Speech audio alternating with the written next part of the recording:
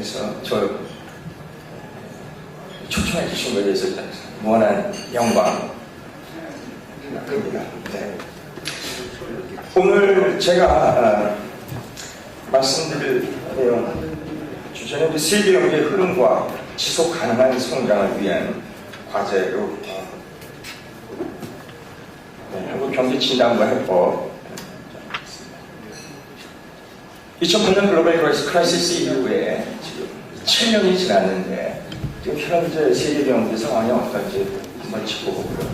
한국 경제 지금 현황 그리고 구조적 문제 그리고 앞으로 개선 과제에 대해서 말씀드리겠습니다. 네, 세계 경제 상황. 네. 이번 글로벌 위기의 이제 특징은 세계 최대 소비국인 미국의 민간 부채가 역사적으로 높은 상태에서 위기가 발생했다. 그리고 유럽 선진국에서도 역사적으로 민간 부채 수준이 높은 상태에서 위기가 발생한 특징을 갖고 있습니다. 근데 결국 위기가 종식이 되려면 이 과다 부채의 문제가 감축이 되는 그것이 돼야 이제 위기가 종식이 될 것입니다. 결국 부채 감축이라는 것은 고통스러운 구조조정 과정을 의미합니다. 어느 나라가 이 고통스러운 구조조정을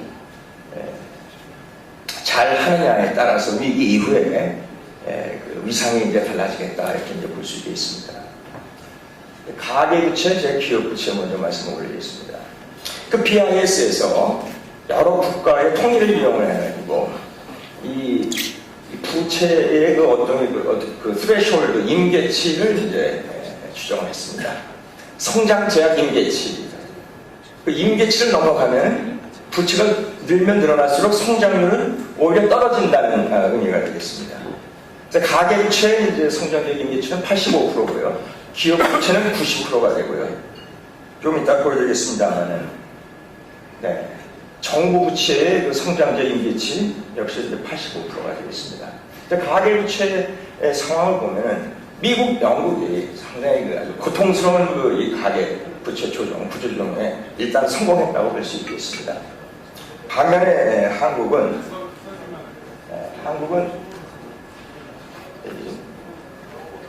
가계부채 비중이 오히려 2008년에 이제 늘어나는 상황이 됩니다. 그리고 이제 기업부채 보시면은 뭐 남유럽, 일본 아직도 구조조정해야 할 그런 갈 길이 멉니다. 상당히 좀 어려운 상황이고 한국은 기업부채가 최근 수년 동안 이제 떨어졌는데 대기업이 이제 워낙 설비 투자 이제 수급적이다 보니까 이제 부채를 끌어내지 못하는 그러한 상황이다 이렇게 보시면 되겠습니다. 네, 이 이제 글로벌 크라이시스 이후에 이제 그 구조조정 과정에서 일부 선진국, 특히 미국, 영국은 이제 상당히 성공했다라고 이제 볼 수 있는데, 이 이제 과정에서 또 나타난 하나의 그 특징은 일단 성장률이 과거에 비해서 이제 떨어지니까 세금이 들거치고요. 또 경기 부양을 하기 위해서 재정 지출, 평창 정책을 쓰다 보니까 재정 적자가 공통적으로 많이 늘어났습니다. 그 재정 적자를 결국 국채를 발행해서 보전하다 보니까 보시는 바와 같이 지금 선진국은 뭐 거의 모든 국가들이 다 정부 부채 비중이 크게 늘어나서 지금 위기 발생 국가였던 선진국 전체의 민간 부채와 정부 부채를 합한 총 부채를 보면은 오히려 외환위기 글로벌 크라이시스 이전보다 더 올라가 있는 상황이다. 그래서 사실 아직도 이 정말 이 글로벌 위기가 끝내려면 정부 부채까지도 이제 조정이 되는 그러한 고통스러운 과정이 남아있다. 이렇게 이제 봐야 될 것 같습니다. 우리나라는 지금 한 30-40% 정도 수준이 있는데 이 지표는 이제 우리가 공기업 부채를 집어넣을 경우에는 지금 이 수준보다 이제 더 높게 나와서 뭐 상대적으로 재정은 건전하다고 이제 볼 수 있겠습니다. 네, 글로벌 위기 이후에 주요 국가별 경제 회복 추이를 이제 GDP 수준으로 말씀을 올리겠습니다. 2008년도 1분기 GDP를 리만 브라더스 터지기 직전 수준의 1분기 GDP 수준을 100으로 봤을 때 지금 현재 2015년 1사분기 현재 GDP 수준이 어떻게 되어 있느냐. 보시는 바와 같이 미국은 현저하게 이제 회복이 된 상황이고요. 일본은 2014년에 한때 위기 이전 수준을 약간 상회하다가 다시 또 꼬꾸라졌다가 최근에 이제 조금 회복되는 모양새지만 여전히 2008년도 1분기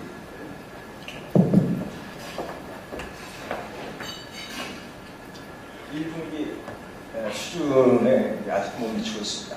스페인, 포르투갈, 이태리 같은 경우에는 이 남유럽 위기 직전 수준을 크게 하회하고 있어서 지금 남유럽 문제가 얼마나 심각한지 이 그림에서 한번 보실 수 있겠습니다. 자, 미국이 이제 상대적으로 경제적으로 성공을 했는데 그 성공 요인에 대해서 말씀을 드리면 이 그림에서 왼쪽 그림에서 보시는 바와 같이 일단 미국은 위기 진앙기였던 그 가계부채 감축에 성공을 했습니다. 보시는 바와 같이 가계부채가 감축이 되고 이 고통스러운 구조등을 거쳤고 이 금융기관 이제 부실채권이 이제 늘어나는데 그것을 또 신속하게 부실채권을 정리를 합니다. 그러면서 이제 거시정책 측면에서는 통화 거의 제로금리로 1차, 2차, 3차 양적 완화를 이제 추진하고요. 재정에 또 스티뮬러스 패키지까지 이렇게 들어가니까 전체적으로 이제 신용경색이 빨리 완화되면서 폭락하던 주택가격이 이제 다시 올라가면서 주택시장이 회복이 되니까 그 부의 효과, 웨alth 이펙트 통해 가지고서 이제 소비 심리가 좋아지고 소비가 늘고 기업 입장에서 보면 매출이 늘어나고 수익이 늘어나서 투자를 하고 일자리가 창출되는 그런 선순환 구조로 빨리 갈 수 있었습니다. 이러한 그 선순환 구조로 고통스러운 부조정을 할 수 있었던 그런 미국의 그 소위 성공 요인을 좀 더 큰 관점에서 이제 보면은 일단 미국이 서프라임 모기지 이런 문제로 해가지고 위기를 이제 어떻게 이제 원인을 이제 제공한 측면이 있지만 그 미국의 그 최고 수준의 capacity to innovation 혁신 능력, 세계 최고 수준의 기술 개발 능력 그리고 더 저는 중요한 건 adaptability라고 생각합니다. 기업 입장에서 어려움에 처했을 때 그 어려움을 어떻게 그 경영 혁신을 해서 다시 복원 시키느냐. 그래서 유연한 노동시장. 그리고 참 저희들한테는 너무 부러운 것은 재기의 기회. 한 번 실패해도 세컨 찬스가 주어지는 그런 시스템. 이러한 걸 통해 가지고 노동시장 인력이 고통스럽지만 다시 재배치됨으로써 결국 회복이 될 수 있었다.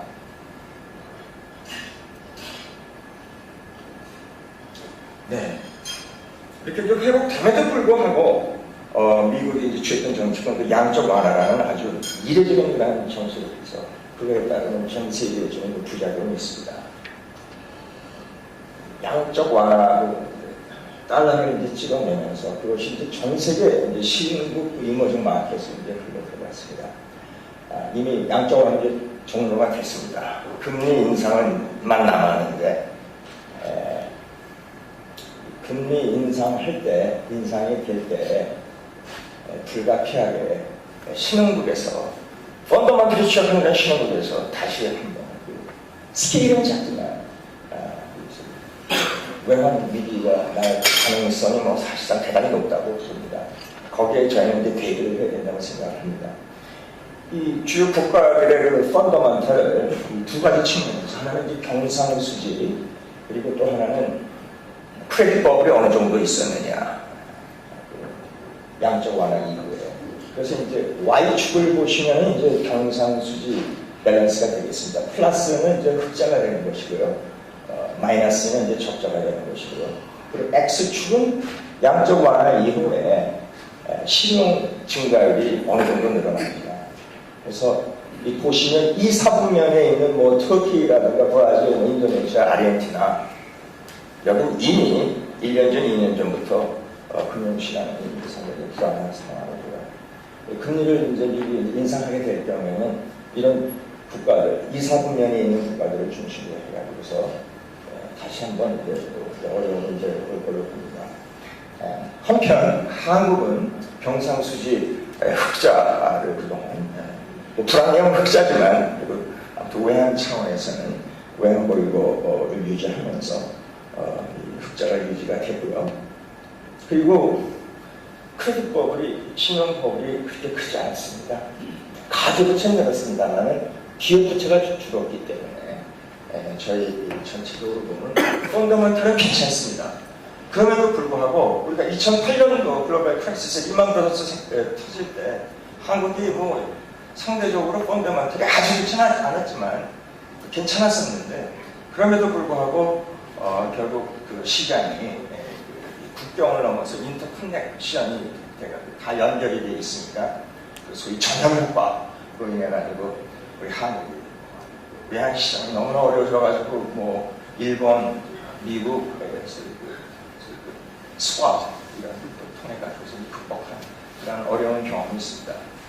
이번에 뭐 어떻게 전개될지 모르겠습니다만은 2008년도보다는 지금 훨씬 더 펀더멘털은 괜찮지만 지금 여러 국가들이 지금 이렇게 그 취약성이 노출되고 있어서 저희가 상당히 예의 주시를 해야 되겠다 이렇게 말씀을 드리겠습니다.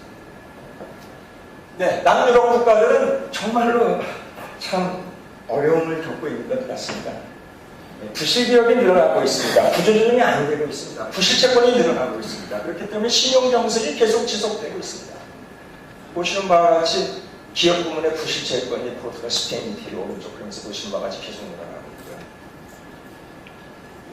이자 보상 배율 기준으로 부실채권을 제가 한번 측정을 해봤는데 이자 보상 배율이라는 것은 영업이익으로 이제 이자 비용을 나눈 수치가 되겠는데 이자 보상 배율이 3배 미만이라는 것은 이 영업이익으로 1년 동안 벌어들인 영업이익으로 1년 동안에 갚은 원금은 물론이고 이자 비용조차 갚지 못하는 그런 취약한 기업이 되겠습니다.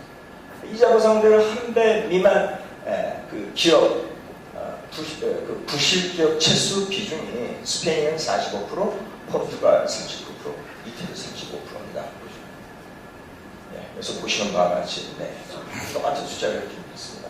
독일이 한 1년 전만 하더라도 10%대였는데 20%좀 올라갔고요. 프랑스가 이제 10%고요. 한국도 만만치 않습니다. 이태리 수준이 되고 2013년에서 2014년에 좀 더 올라갔다. 저는 이 말씀을 강조를 드리고 싶습니다. 지금 뭐 은행에서는 취약한 기업들 많이 연장해주면서 명목적인 어떤 부실채권 비율은 뭐 문제가 없는 것처럼 보이지만 실제 기업들은 대단히 좀 어려운 상황이다. 그래서 결국은 남유럽 국가들은 부실채권 정리, 부실기업 정리에 실패를 했습니다. 지금까지. 그러면서 그 비효율이 남아있는 가운데 결국 금융시장이 작동 안 되니까 성장률이 떨어져서 세금이 안 들어오고 재정적자가 확대되고 재정적자가 확대되다 보니까 부실채권 정리하고 부실은행을 정리를 하려면 공적자금이 필요한데 공적자금 조달 여력도 없어진 겁니다. 그래서 결국은 계속 악순환이 이제 계속되는 그런 상황. 그래서 심지어는 유럽을 중심으로 해가지고서 디플레이션이 지금 진전이 되고 있죠. 유로존의 성장보다 상승률이 좀 많이 났습니다. 양적 완화를 지금 뭐 하고 있는데. 네, 일본에 대해서도 잠깐 말씀드리겠습니다. 네, 아베노믹스가 뭐 성공하는 거 아니냐 하는 뭐 그러한 말씀 요즘에 이제 보도가 되고 있습니다. 제가 지난주에 일본의 월드 이코노믹 포럼의 주변 미팅에 가가지고서 주요 정책 담당자들을 만날 기회가 있었습니다. 회의를 할 수가 있었습니다. 고이스민회가 때 이 경제개혁 선봉장이셨던 그 헤이조 타케나카 그 교수 발표에 제가 토론할 기회가 있었습니다. 타케나카 교수께서 아베노믹스를 이렇게 이제 말씀하시더라고요. 첫 번째 화살, 두 번째 화살, 세 번째 화살이었는데 첫 번째 화살 통합 팽창 이거는 100% 성공할 것 같다. 요즘에 소비자부터 상승률이 2% 이상 올라갔거든요. 두 번째 화살 우리 뭐 한국에서는 뭐 문제 없다고 보는 것 같지만 그 타케나카 교수는 한 50점. 왜냐면 중장기적으로 재정권도 복원시켜야 되는데 이제 앞으로 갈 길이 많다는 거죠. 그리고 세 번째 화살이 이제 구조개혁인데요. 그것도 한 50점 정도밖에 없습니다. 지금 이제 그러나 60점대 전체 합하는 그런 상황이 됩니다. 그래서 일본의 이제 두 번째 화살이 이제 실패한 그래서 한번 복귀를 해보겠습니다. 일본이 왜 재정권 변화가 악화됐는지 이 그림에서 보시는 바와 같이 일본의 정부부채 GDP 비중은 아까 성장을 제약하는 그 threshold 인디치가 85%인데 이 85%를 1990년대 초에 이미 상향하면서 지금은 250% 수준까지 갔습니다. 어떻게 이런 일이 벌어질 수가 있느냐 극단 치기를 보이고 있는데요. 정치 불안정이 이제 컸던 것 같습니다. 자주 정권이 바뀌면서 내각이 바뀔 때마다 10조 이상씩의 이제 재정 지출이 이제 일어나고요. 또 세 번에 걸친 소비세, 소득세를 강제를 했고 법인세를 하다 보니까 성장률은 떨어지는데 감세까지 하고 재정 지출 아주 방만하게 이제 하게 됐습니다. 그러다 보니까 결국은 생산성 올리지도 못하고 성장률은 오히려 더 정체된 상황에서 잃어버린 20년을 결국 초래하는 그런 상황입니다. 재정 지출 상황에 대해서 얼마나 방만하게 했느냐. 이미 그 SOC 투자의 경우 이미 기반 시설이 포화 상태에 다했던 부분에 이미 80년대 말 90년대 초에 거기에 이제 투자가 집중이 됩니다. 공항, 항만, 도로 같은 부분. 오른쪽 부분에서 보시는 것 같이 오른쪽 이 그림은 도로, 공항, 항만의 경우에 91년 현재 해당 부문의 한계 자본 생산성이 아주 낮아요. 낮았다는 얘기는 이미 포화 상태가 되는 거죠.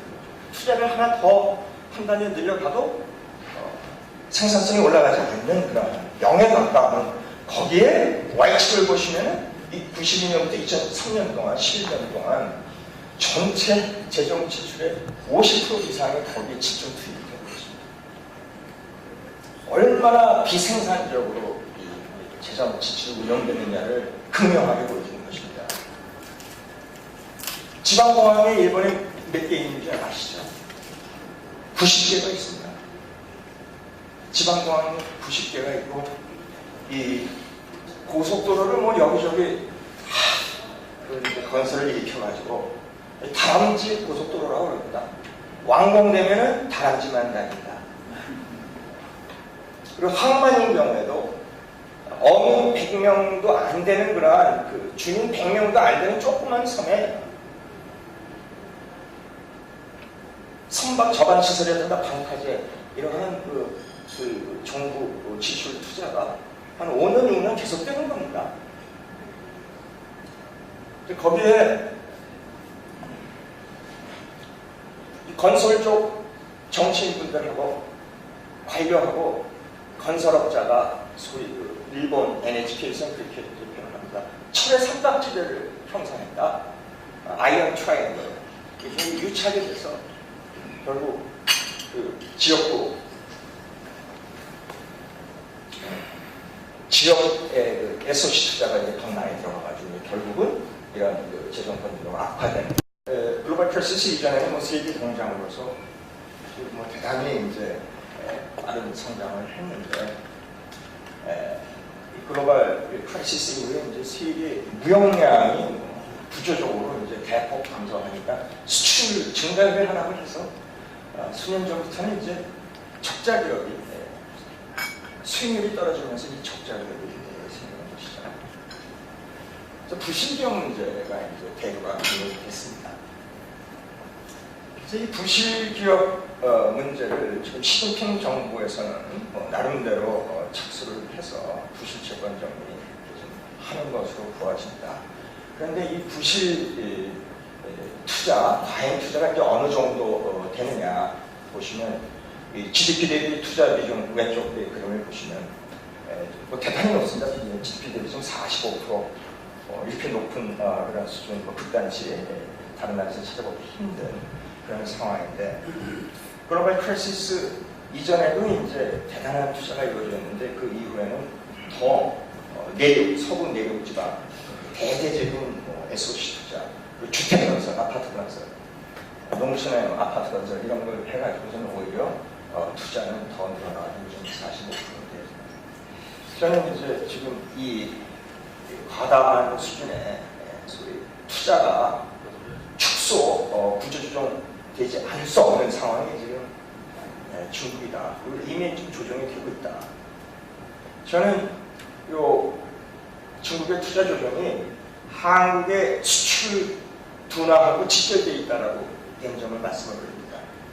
잘 아시다시피 지금 한국의 최대 수출국은 지금 중국이죠. 전체 한 25% 정도가 이제 중국에 가고 있는데 이 중국 수출의 70%가 이 부품 파트 중간재입니다.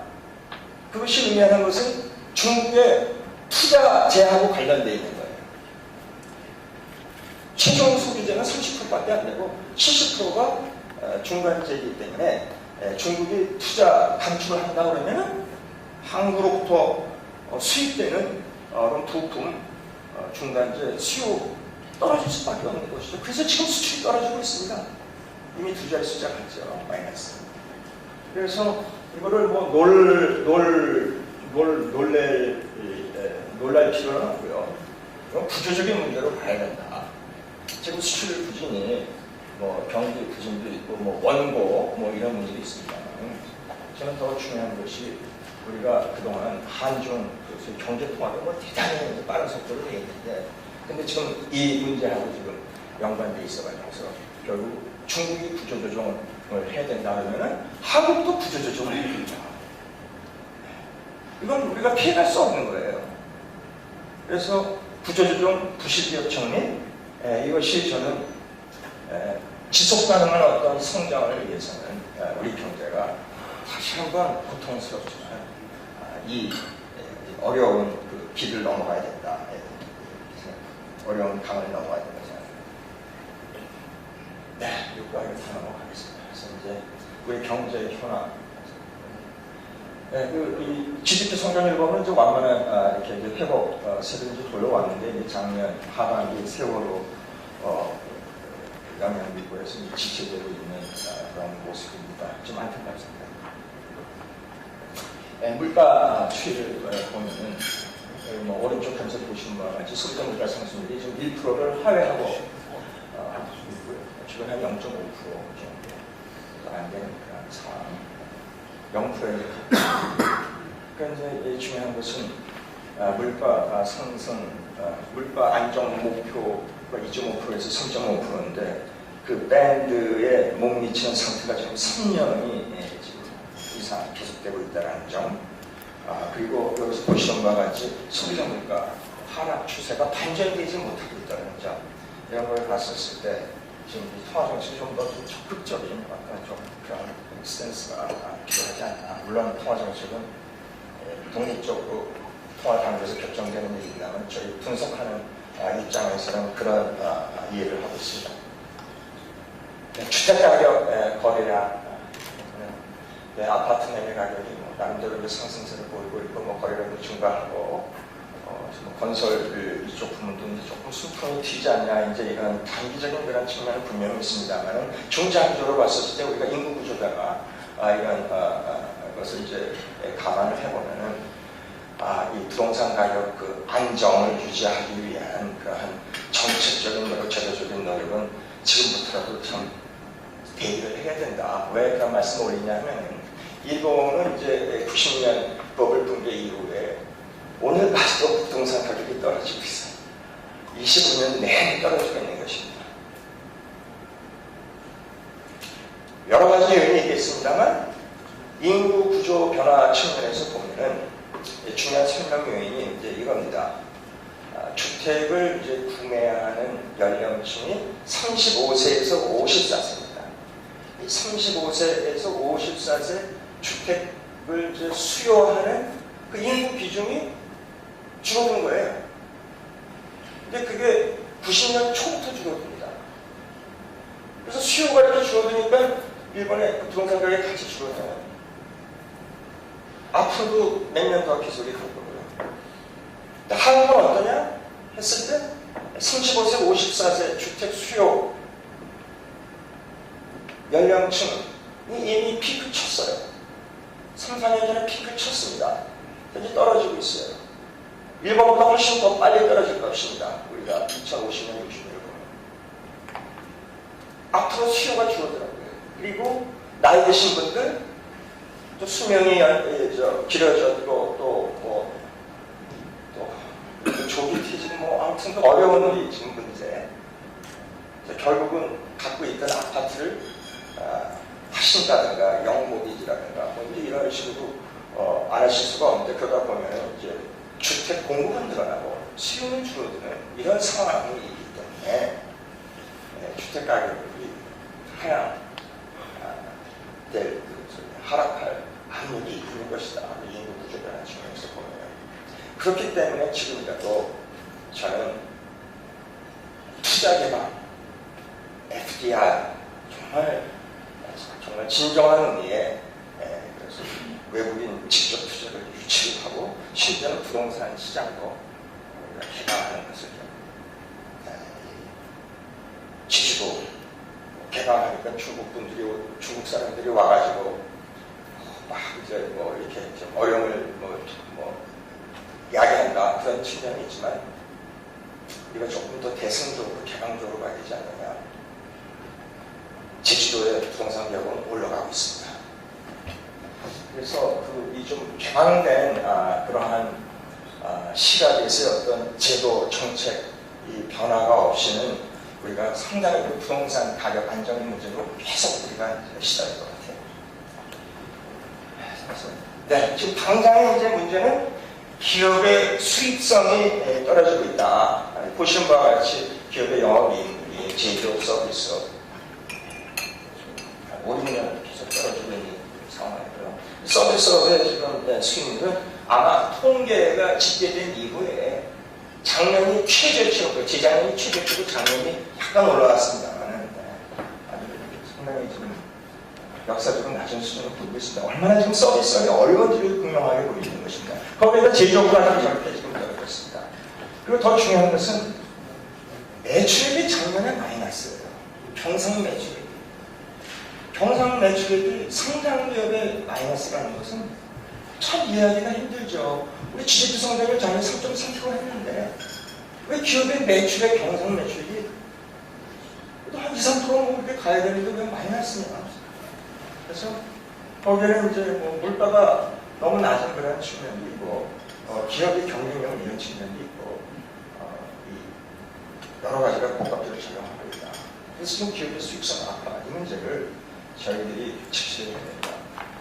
특히 제조업의 수익성 이거 보면 이제 중국의 캐치업을 해오기 때문에 조선, 철강, 석유화학 이런 쪽에서 이미 어려움이 있는데 보시는 바와 특히 조선 쪽은 지금 마이너스 2년 연속 지금 영업이익률이 마이너스를 보이고 있고요. 제 소견은 이 조선업에도 특히 중소기업 조선 쪽은 구조조정을 더 이상 지지할 수 없다고 생각합니다. 이미 과잉 설비가 되는 것을 두고 구조조정을 해서 또 인력도 구조조정에서 재배치하는 그러한 좀 고통스럽지만 그러한 구조조정을 안 할 수가 없다. 제가 일본에 가보니까 일본의 조선소는 화랑이더라고요. 일본 조선소 화랑이에요. 그래서 왜 그런가 했더니 이미 선박, 중국하고 경합하는 선박 이거는 다 접고 그 해양 이 설비 있지 않습니까? 플랜트 바닥에 뭐 시추선 뭐 이러한 쪽으로 고부가 갈증 쪽으로 갔어요. 우리 국내도 어느 조선사 같은 경우 예를 들면 삼성조선이다 하면은 그러한 쪽으로 이제 많이 가서 상대적으로 좀 출병이 약한 반면에 현대중공업이니까 뭐 성종조선 뭐 이런 쪽은 지금 중국하고 직접 경합하는 부분에서 중국하고 밀리고 하는 그런 문제. 그런 부분은 사실 노동치약적이기 때문에 우리가 구조조정 안 할 수가 없다. 이런 것을 인식을 하셔야 될 것 같다 생각합니다. 제가 좀비 기업을 제가 추정을 합니다. 좀비 기업을 이자로 상대로 한 배 미만인 상태가 3년 연속 지속되는 경우, 그 경우를 이제 좀비 기업으로 만들어서 보시는 바와 같이 조선업 같은 경우에는 대기업의 경우 30%가 지금 좀비 기업입니다. 그리고 건설업도 지금 25% 수준. 그래서 사실 중소기업보다도 요즘은 대기업이 더 지금 부실이 더 심하다 이걸 보시면 있습니다. 네, 전망은 저희가 한 달 전에 발표를 했습니다. 3.0 내용을 이제 봤는데 또 메르스 이 문제도 있고 해서 참 어려운 상황이 되겠습니다. 정부에서 어제 추경 발표를 하셨는데 아무튼 좋은 거시 정책하고 구조개혁 정책을 잘 유기적으로 결합하는 어떤 그런 정책으로 특단의 그러한 정책을, 개혁적인 정책을, 과감한 정책을 특히 금년에 좀 남은 기간 동안 추진하고 이렇게 해야 되는 것이 중요한 시점이다.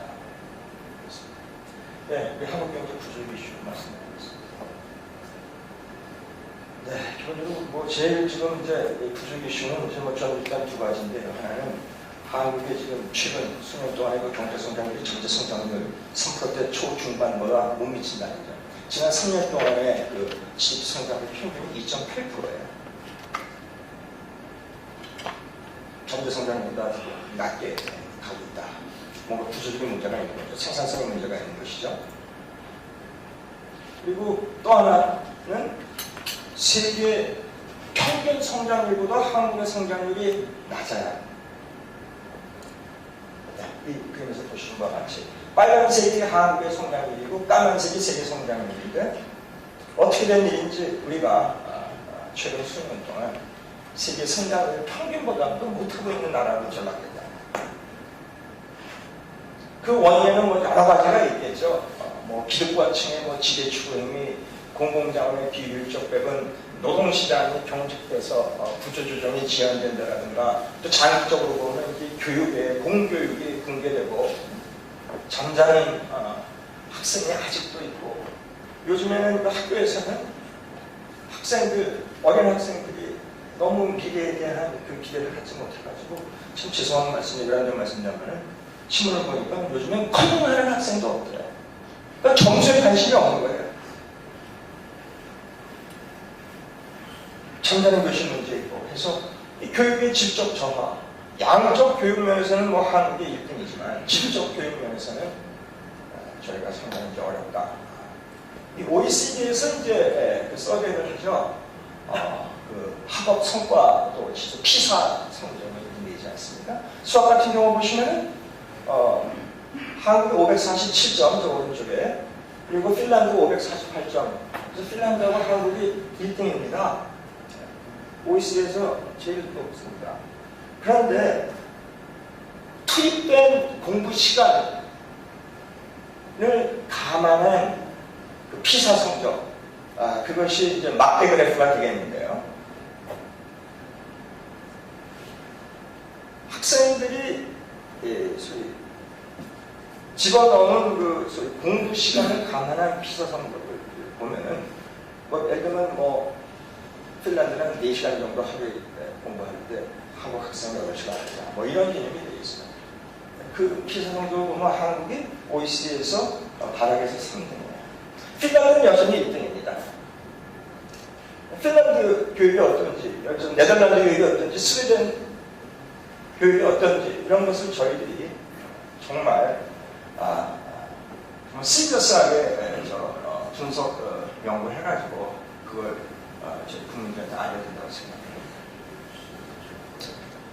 네, 그 와중에 이제 우리는 이제 고령화 문제가 있죠. 노인의 부양 비율이 이제 앞으로 급속히 이제 증가하고 세계 어느 나라보다도 제일 빠른 고령화가 앞으로 20, 30년 진행될 것이다. 그러면서 또 한편은 우리가 이제 연공서열형 임금 체계가 그 어느 나라보다도 가장 심하게 있다. 심지어 일본보다도 더 심하게 있다. 그래서 임금의 연공성 국제비율이 오른쪽 그림을 보시면은 신입직원의 그 임금을 1년 미만 100으로 봤을 때 20년, 30년 된 그러한 그 근로자 임금이 한국 같은 경우는 지금 3배가 됩니다. 신입 일본은 한 2.5배, OECD 평균은 1.5배, 스웨덴, 네덜란드, 프랑스 같은 경우는 사실상 연공서열형이 이렇게 크지 않은 이런 상황인데, 그러니까 연공서열형을 이제 과거에 그 관행이 이제 계속되다 보니까 기업의 CEO 입장에서 보면은 우리 근로자 직원이 50살이 넘어가면은 이제 부담스러운 거죠. 생산성에 대해서 많은 임금을 줘야 되니까 명예퇴직을 권고하게 되고, 그래서 결국 조기퇴직을 합니다. 그런데 이 연공서열형으로 이제 한 20, 30년 일하다 보니까 똑같은 일을 반복하다 보니까 그 업무에는 익숙하지만 다른 업무에 대한 어떤 영향은 없는 거예요. 하실 게 없어요. 그러니까 이제 자영업을 하시는 거죠. 그래서 자영업자 연령별 분포를 보시면 여기서 50세, 59세, 60세 이상의 출연 수년자는 계속 늘어나고 조기퇴직도 53세에서 이제 퇴직되지 않습니까? 그런데 주로 하는 일이 이제 치킨집 같은 그런 아주 취약한 일을 하죠. 신도림역에 1.4 입방미터 그 구역에 치킨집이 30여 개가 있습니다. 교촌치킨, 바베큐 치킨, 어제 빠진 닭이다, 하여간 그렇게 있어요. 근데 그 얼마나 저 과잉 경쟁이에요. 또 그런 분들은 또 금방 폐업을 하죠. 폐업하다도 신용불량자 되시는 분들도 있고 하니까 시간이 지나면 지날수록 가난해지시는 거예요. 그래서 노인 65세 이상의 그 빈곤율이 다 아시는 연구다만 지금 50%에 가까워가지고 OECD에서 보면 극단치를 보이고 있습니다. 이렇게 가난하다 보니까 또 우리 한국의 노령층은 제일 늦게까지 일하세요. 실질 은퇴 연령이 남자 여자 다 평균 70세까지 합니다. 54세 퇴직해가지고 17년을 뭔가를 하시는 거예요. 그런데 가난해서 못 벗어나는 이런 상황. 프랑스 같은 경우에 아까 연공서열형 그런 그 임금체계가 퍼포먼스 베이스로 있지 않습니까? 그것이 이제 약한 그런 가운데 저 프랑스를 예를 들어 보시면은 프랑스의 그 노인 빈곤율이 한 3%밖에 안 됩니다. 0.3 죄송합니다. 3% 저 오른쪽에 다 있습니다. 우리나라가 50%인데 프랑스는 3%예요. 노인 빈곤율이. 근데 프랑스는 그 법정 공식 은퇴 연령이 우리처럼 60세인데 실제 은퇴하는 빨간점 프랑스는 58세 그만두시죠. 58세 그만두지만 58세까지 상당히 부를 축적했고, 그리고 연금 문제가 합리적인 연금 지원이 되니까 빈곤 없이 여생을 마무리한다. 지금 삶의 질의 격차라는 것은 정말 지금 아주 극도로 우리가 지금 보기가 어려운 상황이다. 그리고 또 한국의 가계부채를 연령대별로 보면은 저희가 또 취약한 것은 보통 이제 선진국 보면 40대가 이제 부채가 많습니다. 가계부채가. 미국 같은 경우 보시면은 40대, 50대부터 갚아나가는 거예요. 우리는 50대가 제일 많아요. 40대도 많고 50대도 많아요. 50대가 많은 건 아마 교육 때문에 그런 지출, 자녀들을 뭐 또 대학 보내고 뭐 하다 보니까 가계대출 오히려 늘리는 근데 지금 보시는 것과 같이 현재와처럼 조기 은퇴되고 그 이후에 70세까지 일하는 상황에서 소득 창출이 아주 취약한 상황에서 빈곤층은 떨어지는데 지금 이 50대 이들이 10년 후에는 어떻게 되겠습니까? 가계부채 그 상환 능력이 없어서 또 상당히 어려운 그런 문제가 있을 것이다. 지금 이제 청년 쪽을 말씀 올리겠습니다. 청년은 지금 이 고용률이 낮고 취업률이 좀 어렵고 좌절하고 미래에 대한 희망이 없고 하는 그 문제가 심화되고 있습니다. 이 고용률이 낮은 이것은 저희들은 역시 규제 문제다. 규제가 투자를 제약하고 일자리를 제약하니까 청년 고용률이 낮을 수밖에 없다. 이렇게 보고 또 예를 들면 이제 서비스 시장 같은 경우에 전문 자격사, 퀄리티자, 변호사, 의사, 회의사 이런 경우에 이제 한국은 너무나도 그 진입 장벽이 있는 것 같습니다.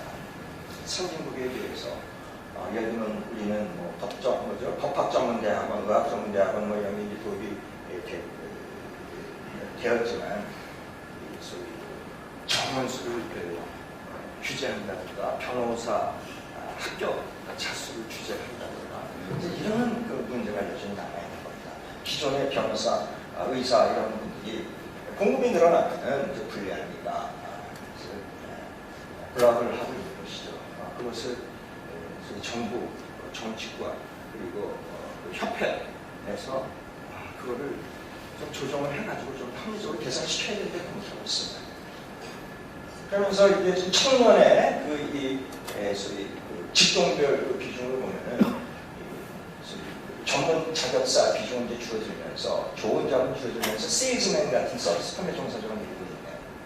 고용의 질이 지금 이제 떨어지는 그런 상황이다 볼 수 있습니다. 자, 마지막으로 이제 지금 이러한 그 상황이 되죠.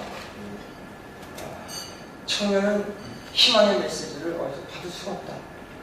그런데 그 문제는 청년뿐만 아니라 부모도 같이 느낀다. 아들, 딸들이 30번 인터뷰 해서도 안 되고 인턴을 위한 또 인턴을 한다든가 이런 것이 오늘날 상황이기 때문에 통계청이 매년 이제 서베이를 합니다. 통계청이 부모님한테 서베이를 해요. 부모님 세대에 비해서 자녀 세대의 사회경제 지도로까지 가능성 어느 정도 보십니까? 다 아시는 얘기죠. 제가 44%가 아들, 딸이 나보다 더 못해질 것이다. 이런 정말 기막힌 그런 부정적 인식이 급속도로 늘고 있습니다. 90년대 후반만 하더라도 이게 10%대였었는데 지금 44%가 됩니다. 사회 통합. 저가 이쪽에서 또 하나 이제 중요한 것은 이렇게 사다리 타고 올라가는 기층에서 용나는 이런 신화는 저는 거의 실종이 된 것 같아요. 그것을 반영하는 것이 이제 이 연구 결과입니다. 저희 김상 K대 박사가 아주 중요한 연구를 하셨어요. 인생의 가장 중요한 성공 요인이 무엇이냐? 자기 노력이냐? 아니면 인맥이냐? 행운이냐? 어떻게 보면 부모의 재력, 행운이겠죠. 좋은 집안에 태어났습니다. 커넥션이냐, 노력이냐? 한일, 중국, 미국 4개국을 비교를 했습니다. 20세부터 69세까지. 보시면은 20대인 경우, 우리 한국의 20대인 경우, 자기 노력이다 라고 답한 사람이 50%가 안 돼요. 동해안은 일본, 중국, 미국보다 훨씬 낫습니다. 일본도 어렵다, 니트족이 있다, 그렇지만 한국보다는 나은 거예요. 그런데 이제 장년층으로 갈수록 한국은 인생의 중요한 성공에는 역시 자기 노력이다. 60대인 경우는 78%가 이렇게 답을 합니다. 60대는 지금 오늘날 가난에 시달리고 있는 분들이에요. 지금은 가난하지만 당신들이 과거에 일을 하셨을 때 80대, 90대, 90년대 이렇게 일을 하셨을 때 노력하는 만큼 보상을 받았다는 얘기거든요. 지금은 가난해졌지만 이러한 인식, 이 가치관의 이렇게 큰 차이가 어느 나라에도 없습니다. 일본이나 중국, 미국 보시면 세대별 그 차이가 별로 없어요. 55%에서 한 60%에서 이제 이렇게 왔다 갔다 하는데 한국은 정말 이게 쫙 이렇게 올라가요. 그리고 최근에 지금 이 연구에 이어서 10대하고 70대도 저희가 방문조사, 70대는 이제 방문조사를 해서 이게 국내 이제 한국 샘플을 건드렸어요. 10대가 좀 얼마나 10대에서 더 낮아져요. 20대보다 40%. 우리 지금 학교 다니는 학생들이 공부해도 소용없다. 노력해도 안 된다. 그 인식이 그 속도로 대입하는 겁니다. 컨닝도 안 하는 것이죠. 네. 그래서 제가 시간이 많다고 했나요? 네. 제가 지금 마무리를 적고 있습니다. 지금 이제 어려운 상황이라서 지속 가능한 성장을 위한 과제. 저는 일단 단기적으로는 어제 이제 추경도 발표하시고 하셨는데 제 소견은 그 1번 아베노믹스 첫 번째, 두 번째, 세 번째 화살이 있잖아요. 전 세 개 화살을 동시에 쐈으면 좋겠어요. 이 메르스 좀 극복하고 세고로도 아주 역할하는데 이걸 하기 위해서 동시에 좀 쏘자. 통합을 좀 더 적극적으로 운영하고 재정도 좀 적극적으로 좀 하고 중요한 건 구조개혁을 해야죠. 구조개혁을 안 하고 첫 번째, 두 번째 화살 쏜 나라, 실패한 나라 그게 바로 일본이죠. 세계 회사 화살을 동시에 쏴가지고 성공한 나라 미국이죠. 2008년 이후에 아까 말씀드린 대로 재금리까지 갔고 재정통장 정책 쌓고 부채 조정했고 부실채권 정리했고 물론 부채 소위 정부 부채 좀 늘어났지만 그리고 또 하나의 성공 사례는 세 가지 세계 화살을 동시에 쏴 성공 나라가 우리나라 97년, 98년 외환위기 극복할 때 세계 화살을 동시에 쏘신 거죠. 엄청난 개혁을 한 거죠. 물론 IMF 체제였지만 우리가 그래도 오너십을 가지고 은행 부실채권 정리, 부실재벌 정리 그 문제를 해소하기 위해서 공적 자금은 200조 이상 통화 IMF가 금리를 30%까지 올린 걸 그건 안 된다. 그래가지고 금리를 대폭 낮춰가지고서 첫 번째 화살까지 쏜 게 우리가 98년도 한 겁니다. 저는 그거를 리마인드할 필요가 있다고 생각해요.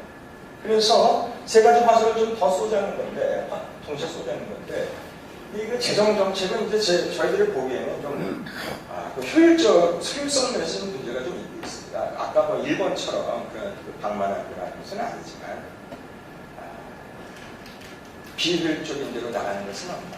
뭐 예를 들면 타워페이스에 대해서는 그런 분들한테 무상급식을 준다든가 무상 노인복지를 좀 그런 것은 안 되는 것이죠.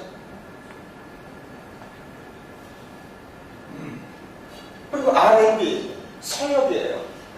중소기업도 뭔가 기업가 정신이 있고 열심히 하려면 그러한 기업한테 가야지 그냥 정의상 중소기업이니까 중소기업 졸업할 생각 안 하고 신용보증 같은 것을 15년, 20년을 계속 받아가는 이러한 비개혁적인 그러한 중소기업. 그런데 그런 중소기업도 성역이기 때문에 중소기업도 보호 육성적인다. 중소기업도 뭐 30만 개니까 300만 개죠. 그래서 중소기업 지원 정책도 다시 제로 베이스에서 점검을 해야 되겠다. 그래서 전 분야별 재정 지출을 저희들이 1980년대 초에 우리가 그때 한번 했지 않습니까? 제로 베이스에서 재정 지출 그때 경제기획원이 리더십을 발휘를 해서 예산실에서 하셔서 제로 베이스에서 점검해가지고 뭐 비효율적이고 그런 것들은 다 삭감하고 했는데 전 이번에 뭐 하반기 뭐 잘 모르겠습니다. 저 정신 일정 이런 것은 이제 정신 부표님께서 이제 다시 내리지만 아무튼 그 좀 제로 베이스에서 예산 지출을 심사해서 비생산적인 걸 줄이고 저작된 재원을 예를 들면 청년 일자리 창출 그런 미래 세대의 역량 가뜩이나 청년이 앞을 못 보고 있는데 그런데 좀 더 집중적으로 또 확대했으면 좋겠어요. 과감하게 확대하자. 생산적인 부분에. 그런 말씀. 그래서 저는 미래 세대의 장제경영을 극대화해야만이 잠재성장을 제거하면 물론이고 제일 중요한 건 현재의 노력이 미래에 결실 돌아올 수 있다는 그런 기본적인 사회 이동성. 그것이 전제되는 것이 그것이 정의로운 사회고 정말 그게 정말 바람직한 사회 아니겠습니까? 그래서 그렇게 해야만이 또 세대 간 갈등 관리도 가능하다. 그런 면에서 두 번째 화살을 제가 이렇게 말씀을 올리고요.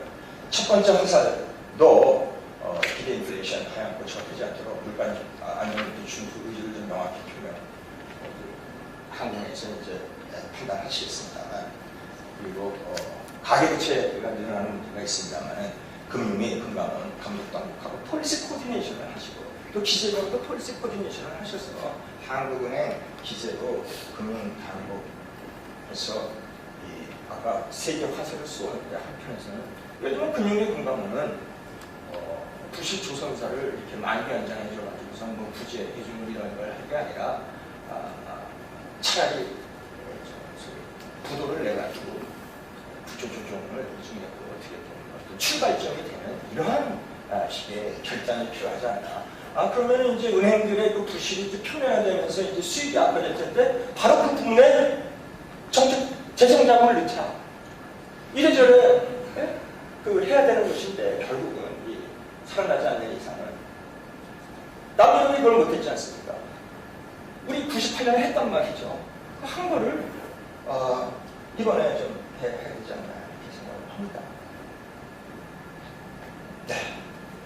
정책 과제 지금 말씀드린 성장 동력을 복원시켜야 되겠습니다. 어떻게 장기 성장률도 못 미치고 세계 성장률 평균보다도 떨어진 상태가 아무 문제가 없다는 듯이 언론에서도 그런가 보다. 저희 연구하는 사람도 뭐 떨어지겠지 그러나 정부도 정책 당국자도 그러신데 그런 인식을 좀 바꿔야 되겠지 않느냐. 저는 뭐 그런 개인 소견을 갖고 있습니다. 뭐 저도 TL에 맡고 있으니까 제 책임도 큰데요. 지금 이제 요즘에 이런 생각이 들어서 제 소견을 말씀 올려냅니다. 규제 개혁, 법률 의료시장, 서비스시장 개방, 노동시장의 연공서열형, 노사정이 지금 잘 안 되고 있습니다만 다시 또 타협, 소통해서 경제적 임금 체계 이것이 선진화가 돼야 노인 빈곤율 문제, 그럼 또 연금에 대한 부담도 적어지고 해서 바람직한 정의로운 사회를 할 수 있다. 교육의 질 제고, 조선업종 부실기업 구조조정, 선제적 기업 구조조정은 전 시스템 리스크 관리의 핵심이라고 생각합니다. 지금 가계부채는 어렵죠. 어려운데 앞으로 한 3년을 본다고 했었을 때 어디가 가장 취약할까 했을 때 저는 가계 부분보다는 기업 부분이다. 그래서 3년이라는 어떤 그런 시간을 두고 지금부터 그런 방향에서 꾸준히 소위 부실 문제를 해서 선구조정으로 해서 뭐 금리 상승제 당장 이제 지금 이제 우리가 예상이 되는 것이고 중국 경기가 얼마나 하락이 될지 지금 이런 상황인데 사실 다 불확실하잖아요. 그 불확실성에 대비해서 선제적으로 미리 대응을 강화할 필요가 있겠다. 그리고 마지막으로 재정지출의 문제를 아까 말씀드린 대로 제로베이스 재정지출 개혁 그것이 필요하지 않나. 이상 말씀드리고요. 경청해 주셔서 대단히 감사합니다.